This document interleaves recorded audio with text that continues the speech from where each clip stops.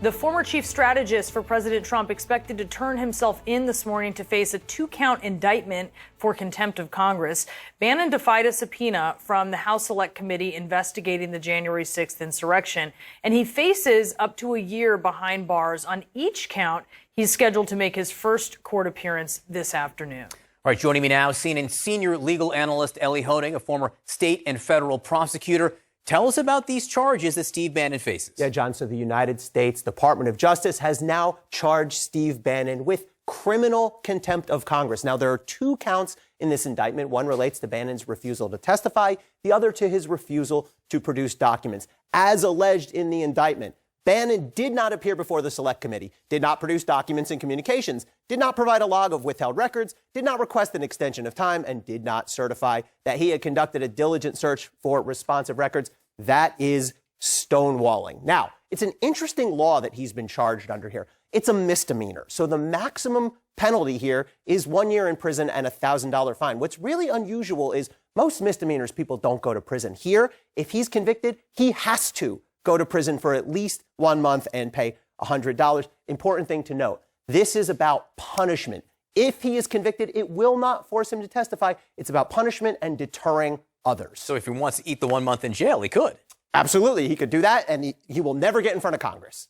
What's the process here? Yeah, so the judge here, Judge Carl Nichols, important to know, appointed to the federal bench 2019 by Donald Trump. As a government lawyer in his prior career, he gave a broad view of executive privilege. However, in his limited time on the bench, he has ruled against Donald Trump's interest, including on the tax returns cases. Now, today, we will see Steve Bannon arraigned. He will go into court. He will be fingerprinted back behind the scenes. He will have his mugshot taken. Not his first time, by the way. You may remember he was indicted federally in 2020, then pardoned by Donald Trump. The judge, not this judge, a magistrate judge, will advise Steve Bannon of the charges against him, advise him of his rights, and ask him for a plea. He will most certainly plead not guilty. Then the judge will consider bail. Now, in some cases, judges will lock a defendant up pending trial. Steve Bannon is going to get bail. He's not going to be locked up. It's a misdemeanor. It's not a violent crime.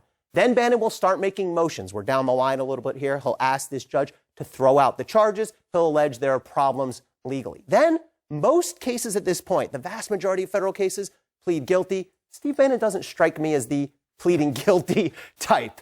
Ultimately, if Bannon wants it, he will have a trial. Now, there's an interesting question here about who will decide guilty or not guilty. If Bannon wants a jury, he gets a jury.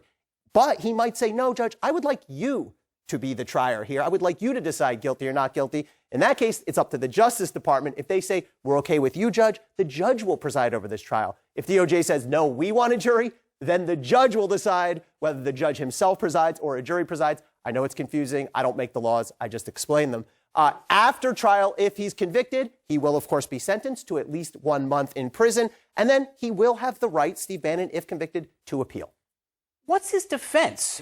Because there's no dispute over the fact he didn't show up and he's not cooperating. He's going to turn to executive privilege. He's going to say, yes, I did not testify, but I had legal justification. A couple problems with that, however. One, the indictment points out the president, the former president, Donald Trump, he's never formally invoked the privilege. He never said, hey, committee, I invoke executive privilege as to Steve Bannon. Bannon says, well, the president told me, sort of over here. Also, of course, Donald Trump is a former president. He's trying to invoke the privilege outside the executive branch. And even if all those things are true, then the court still has to do this balancing test. Is this the kind of policy discussion that's protected, or is this something else? Is this about wrongdoing?